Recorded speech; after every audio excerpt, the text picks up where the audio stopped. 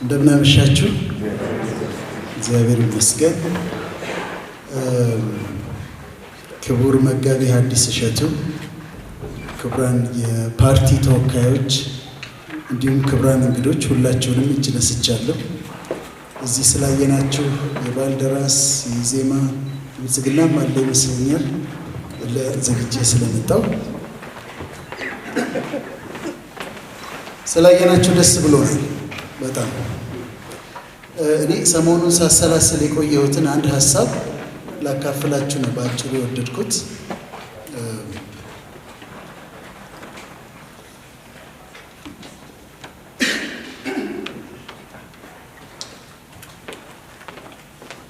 በጣም አጭር ነገር ነው። የሃይማኖት ሰዎች ንግግር ያስረዝማሉ ይባላል። የፖለቲካ ሰዎች ግን ያስረዝማሉ።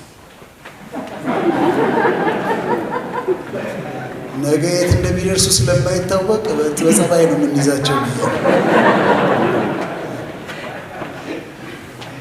ጥቂት ሰሞኑን ያሰላሰልኩትን ነገር ላካፍላችሁ።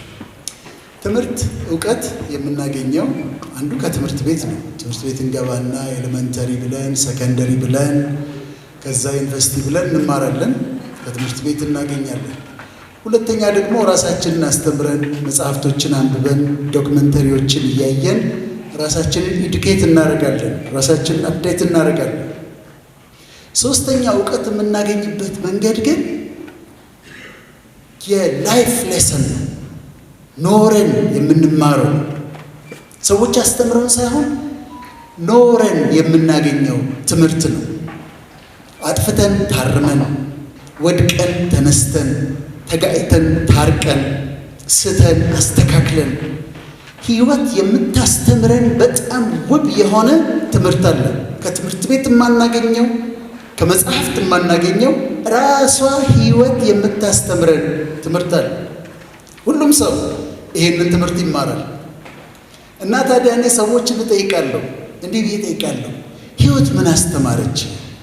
እንደው ህይወት ካስተማረችህ ነገር አንድ ነገር ንገረኝ ብዬ እጠይቃለሁ። እንዳዳምጣለሁ። ምን አስተማረች? አንዷን ብቻ ንገረኝ እላለሁ። አንድ ጊዜ አንድ ዘመዴን ጠየቅኩት፣ ትልቅ ሰው ነው እና እስቲ ህይወት ካስተማረች ነገር አንድ ነገር ብቻ አስተምረኝ ንገረኝ አልኩት። እንደዚህ አለ። ባለፈው ዘመኔ ስመለከት ችግር ውስጥ የገባሁባቸው ነገሮች፣ ያጠፋኋቸው ነገሮችን ዞር ብዬ ስመለከት ችግር ውስጥ የገባሁት በማያገባኝ እየገባሁ ነው። በማይመለከተኝ ጉዳይ አስተያየት እየሰጠሁ ነው። ስለዚህ አንድ ነገር አስተምረኝ፣ አንድ ነገር ህይወት ያስተማረችህን ነገር ንገረኝ ካልከኝ የሚያገባህን ነገር ከማያገባህ ነገር ላይ፣ የሚመለከትህን ነገር ከማይመለከትህ ነገር ላይ፣ በሚያገባህ ውስጥ ግባ፣ በማያገባህ ውስጥ አትግባ። በሚመለከትህ ጉዳይ ላይ አስተያየት ስጥ፣ በማይመለከትህ ጉዳይ ላይ አስተያየት አትስጥ። ተቀበልኩት፣ ኖርኩበት። አሁን አንድ ቃለ መጠይቅ ሲመጣ በዚህ ጉዳይ ላይ ልናገር ይገባል ወይ እላለሁ። ነገሩን ባውቀው እውቀት ቢኖረኝም ግን በዚህ ጉዳይ ላይ ልናገር ይገባል ብዬ እጠይቃለሁ። ትክክል ነው በዚህ ጉዳይ ላይ ብናገር፣ በዚህ ውስጥ ነገር ውስጥ መግባት አለብኝ መግባት ያለብኝ ብዬ እጠይቃለሁ። ቅዱሱ መጽሐፍም ምን ይላል? አልፎ በሌላው ጥል የሚደባለቅ ውሻን በጅራቱ እንደሚይዝ ነው ይላል። በሰው ነገር የሚገባ በሰው ነገር በማያገባው የሚገባ ውሻን በጅራቱ እንደመያዝ ነው ይላል። ሌላ ቦታ ላይ ደግሞ በጣም ይገርማቸው ተሰሎንቄ መጽሐፍ ላይ ማይንድ ዩር ኦን ቢዝነስ ይላል መጽሐፍ ቅዱስ። ማይንድ ዩር ኦን ቢዝነስ፣ የራሳችሁን ጉዳይ እንድትጠነቀቁ ይላል። እና ይሄንን ተማርኩኝ ከሱ። ላይፍ ሌሰንስ የህይወት ትምህርቶች ድንቅ ናቸው። እኔ አሁን የህይወት ካስተማረችኝ አንድ ነገር ላካፍላችሁ። ከህይወት ከተማርኩት በምድር ላይ በጣም ብቸኛ ከሆኑ ሰዎች አንዱ ነኝ። ደግሞዋል። በምድር ላይ በጣም ብቸኛ ከሆኑ ሰዎች አንዱ ነኝ። ምን ማለት እንደሆነ አስረዳቸዋለሁ። ግን ብቸኝነት ስጦታ ነው ብዬ የማምን ሰው ነው። the gift of loneliness ብዬ አምናለሁ። አማርኛችን በአማርኛ ብቸኝነት የሚለው በእንግሊዝኛ 3 እኩያዎች አሉት የተለያየ ሐሳብ ያላቸው። ሎንሊነስ አንድ ነው፣ ሶሊቲዩድ 2 ነው፣ አንሎንለስ 3 ነው። ሎንሊነስ፣ ሶሊቲዩድ እና አንሎንለስ የተለያዩ ናቸው። ሎንሊነስ የብቸኝነት ስሜት ነው። ጓደኞቻችሁ መካከል መሆናችሁ ሊሰማችሁ ይችላል። ብዙ ሰው ከቧችሁ የብቸኝነት ስሜት ይሰማችኋል። ትዳር ውስጥ ሆናችሁ የብቸኝነት ስሜት ይሰማችኋል። ፊሊንግ ነው፣ ኢሞሽን ነው ሎንሊነስ። የግድ ሰው የለም ማለት አይደለም። ሰው እያለ በጣም ብቸኝነት ይሰማችኋል። ጓደኛ ሊኖር ይችላል፣ ግን ብቸኝነት ይሰማችኋል። በብዙ ሰዎች መካከል መሆናችሁ በዩናይትድ ኪንግደም ጥናት ሲጠና 60% እንግሊዛውያን የብቸኝነት ስሜት ያጠቃቸዋል፣ ሎንሊነስ ያጠቃቸዋል። ከአሜሪካኖቹ 46% ብቸኝነት ያጠቃቸዋል። አንዳንድ ጊዜ በጣም ፌመስ ናቸው፣ ዝነኛ ናቸው፣ ሰው ከቧቸው ነው የሚውሉት የምትሏቸው ሰዎች በምድር ላይ የመጨረሻ ብቸኛ ሰዎች ናቸው። በምድር ላይ በጣም ሀብታም ናቸው፣ ሚሊዮነርስ ናቸው የምትሏቸው ሰዎች፣ ሰው ከቧቸው ይኖራል የምትሏቸው ሰዎች የመጨረሻ ብቸኛ ሰዎች ናቸው።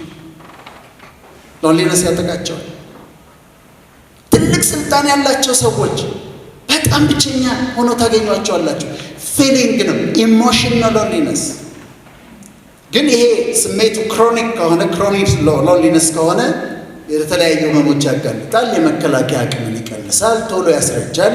እንደዛ ነው። ይሄ ሎንሊነስ ነው። ሁለተኛው እኛ ብቸኝነት የምንለው ዮኒ ነው አይደለም?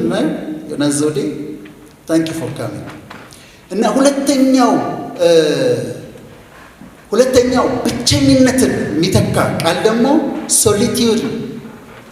ሶሊቲዩድ አውቀን ፈልገን ዞር ልበል ብለን ብቻችንን ምን ሆነው ነው። ለጸሎት፣ ለንባብ፣ ለመጻፍ ብቻችንን እንሆናለን። ትላልቅ ምሁራን ብቻቸውን ጊዜ ወስደው፣ ትላልቅ ፊሎሶፈርስ ብቻቸው ጊዜ ወስደው፣ ትላልቅ መንፈሳዊ ሰዎች ብቻቸው ጊዜ ወስዳሉ። ሆን ብለው ታላላቅ ሀሳቦች የሚወጡት በሶሊቲዩድ ውስጥ ነው። በብቸኝነት ጊዜ ስትወስዱ፣ ሆን ብላችሁ ለይታችሁ ጊዜ ስትወስዱ የዛ ጊዜ ትላልቅ ሀሳቦች ይወጣሉ። እኛ እንደመታደል ሆኖ እንዳለመታደል ሳይሆን እንደመታደል ሆኖ የሃይማኖት መሪዎቻችን ሶሊቲዩድ የሚወዱ ሰዎች ናቸው። ተቀዳሚ ሙፍቲ ሐጂ ዑመር እንድሪስ የእስልምና ጉዳዮች ጠቅላይ ፕሬዚደንት ብቻቸውን መሆን ይፈልጋሉ። እኔ ይህ ፓብሊክ ዲፕሎማሲ የሚባለው ውስጥ አለሁበትና የተለያየ ፕሮግራም ሲዘጋጅ ግብዣ፣ ግርግር አይመጡላቸው። ተለምነው የግድ ሬስፖንሲቢሊቲያቸው ከሆነ እሳቸው የሚፈልጉት ምንድን ነው? ብቻቸው። ብፁዕ ቅዱስ አቡነ ማትያስ ፓትርያርኩ የኦርቶዶክስ አይመጡላቸው። ግድ ካልሆነ አይመጡም። ለምን? የሚፈልጉት ብቻቸውን በእግዚአብሔር ፊት መሆን ነው።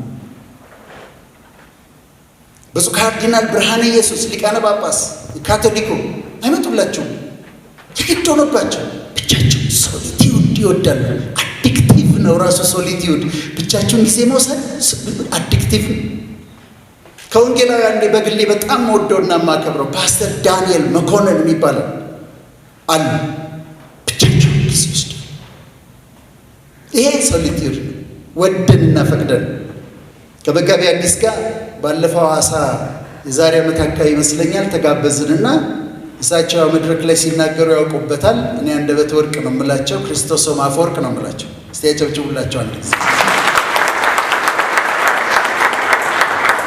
እና ንግግር ካረጉ በኋላ ወደ ሆቴል ስንገባ ሰው ሊያወራቸው ይፈልጋል። እንዲህ ቁጭ ብለው እንደው ንግግር መድረክ ላይ እንደሚያስቡት ቁጭ ብለው የሚያጫውቱ መስሏቸዋል።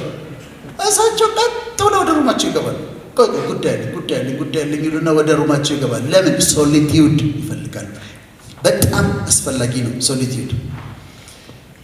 የመጨረሻው ሶስተኛው ደግሞ ሎንሊነስ አለን፣ ሶሊቲዩድ አለን። ሶስተኛ አሎንለስ ነው። አሎንለስ ላይፍ ስታይል ነው። ብቻህን ነህ። ጓደኞች የሉህም፣ ብዙ ጓደኞች የሉህም፣ ወይም ጓደኞች የሉህም። ምርጫ ነው፣ ግን አይከፋም። ደስ ይላል። ብቻህን ሆነ ርክት ያልክ ነህ። ብቻህን ሆነ ኮምፕሊት ነህ። ብቻህን ሆነ ደበረኝ አትልም። ኢንጆይ ታደርገዋለህ። ኮምፕሊትነስ ይሰማል። ፍቅረኛ ልትኖር ትችላለች፣ ሚስት ልትኖር ትችላለች፣ እሱ ሌላ ነው። ይሄኛው ግን ብቻህን ሆነ ያለ ብዙ ጓደኞች ፉልፊልድ ሆነ ኮምፕሊት ሆነ ደስተኛ ሆነ መኖር አንሎንለስ። ለሶስቱ መፍትሄ ይወጣላችሁ። አሁን ለሎንሊነስ እኔ ሎንሊነስ ስሜት የለኝም፣ የብቸኝነት ስሜት የለኝም። ለምን መሰላችሁ? አክሜዋለሁ። እንዴት አከምኩት? ራሴን የሁሉ ሰው ጓደኛ አርጌ ሰጠው። ሊስትሮ ጫማ ሲጠርግ አዋራዋለሁ፣ ሊስትሮን አነጋግረዋለሁ። እንዴት ነው ስራ? እንዴት ነው በቀን ስንት ትሰራለህ?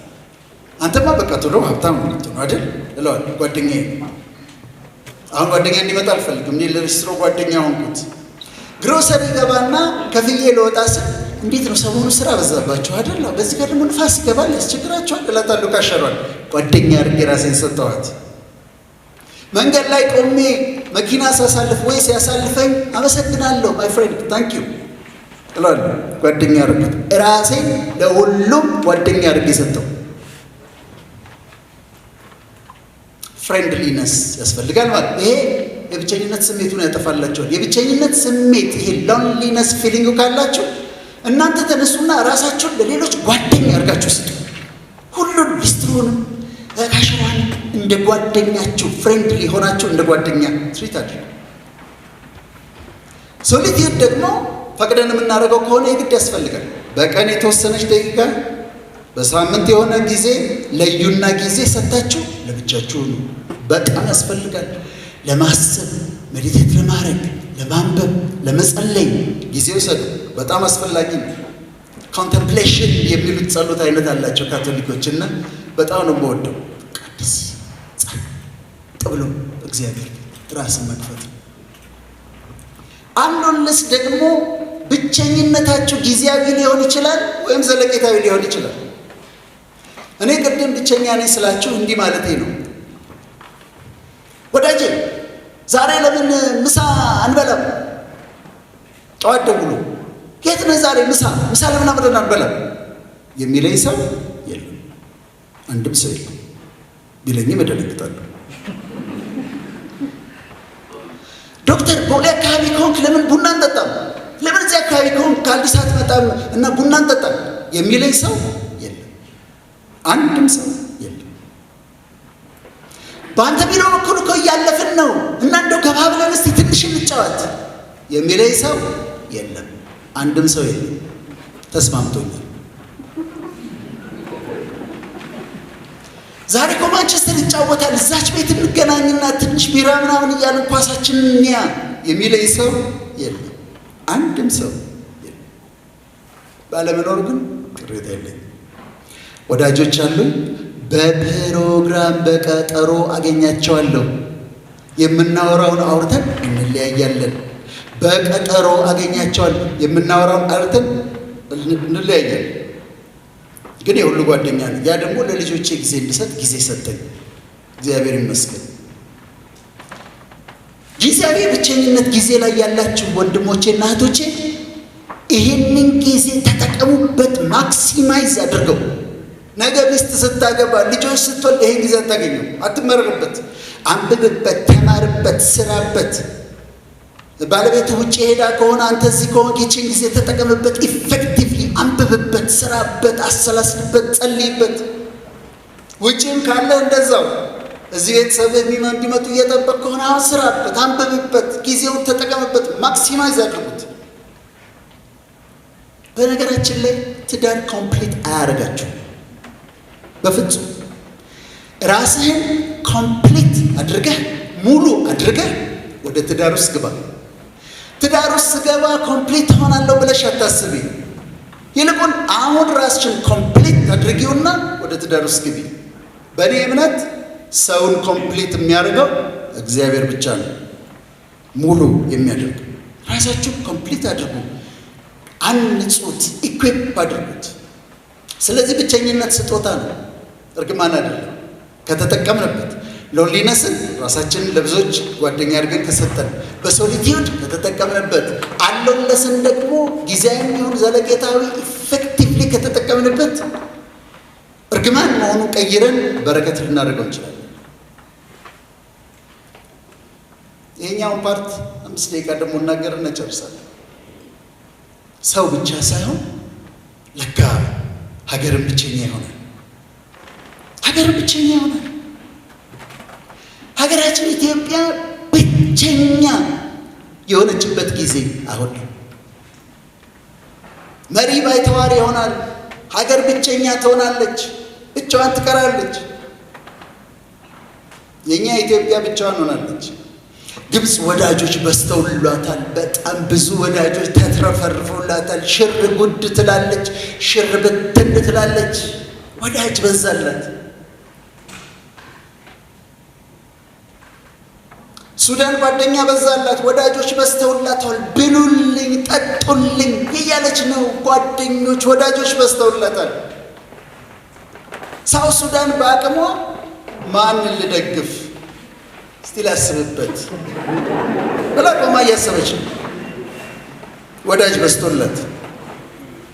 የጅቡቲን ተውት። ፈረንሳይ ትፈልጋታለች፣ አሜሪካ ትፈልጋታለች፣ ቻይና ትፈልጋታለች። በእንትኗን ወደቧን ፈልገው በጣም ይፈልጓታል። እና በቃ ወዳጅ በስቶላታል። ስልክ ማንሳት ትታለች። ጅቡቲ ስልክ አታነሳ ብትደውሉላት። ኬንያ ወዳጆቿ ብዙ ናቸው። ዩጋንዳ፣ ታንዛኒያ፣ ሩዋንዳ፣ ቡሩንዲ፣ ሳውት ሱዳን ሆነው ፌዴሬሽን ሊሆኑ አንድ ሀገር ሊሆኑ እየተመካከሩ ነው ያሉት። ስለዚህ ወዳጆቿ ብዙ ናቸው። አሜሪካ ስልክ ትደውልላታለች፣ ፕሬዚደንቱ ይደውልላታል ለኬንያ። ሀገሬ ኢትዮጵያ ብቸኛ ሆነች። ፊታቸውን አዞሩባት። የአውሮፓ ህብረት ፊቱን አዞረባት። አሜሪካ ፊቷን አዞረችባት። ካናዳ አሜሪካንን ነው የምትከተለው፣ ችግር የለባትም። አረቦቹ ፊቷን አዞሩባት። አንድ ጓደኛዋ ዩናይትድ አረብ ኤሚሬትስ አለች። እሷን ፊቷን እንድታዞር ይነዘንዟታል። ጣል ጣል አረጓት፣ ፊት ነሷት። ኢትዮጵያን ፊት ነሷት። ብቻዋን ሆነች። መሪዎቹም ባይተዋሩ። ግን ይሄ ለበጎ ነው፣ ለበጎ ነው። እርግጠኛ ሆኜ እነግራቸዋለሁ፣ ለበጎ ነው። አንደኛ ወደ ውስጥ እንድንመለከት ያስገድደናል። ወደ ውጭ ሳይሆን ወደ ውስጥ መመልከት አለብን። ግድ ነው። አብሮነትን ማስጠበቅ በአሁኑ ሰዓት ግድ ነው። አንድነትን ማስጠበቅ ግድ ነው። እያንዳንዳችንን ይመለከታል። አይመለከተኝም ማለት አንችል። በጣም የሚገርመው እኮ ሱዳን ቤንሻንጉልን እስከነ ነፍሷ 40 ኪሎ ሜትር ምናምን እኮ መውረር አለ። እስከነ ነፍሷ ወስዳለች። መሬቱን፣ ህዝቡን፣ ግድቡን ማለት ነው። ንቀውናል፣ ደፍረውናል። በጣም በቁማችን ሞተናል ያሉት ኮሎኔል መንግስቱ እንዲህ አይነት ነገር ገጥሟቸው ሆናል።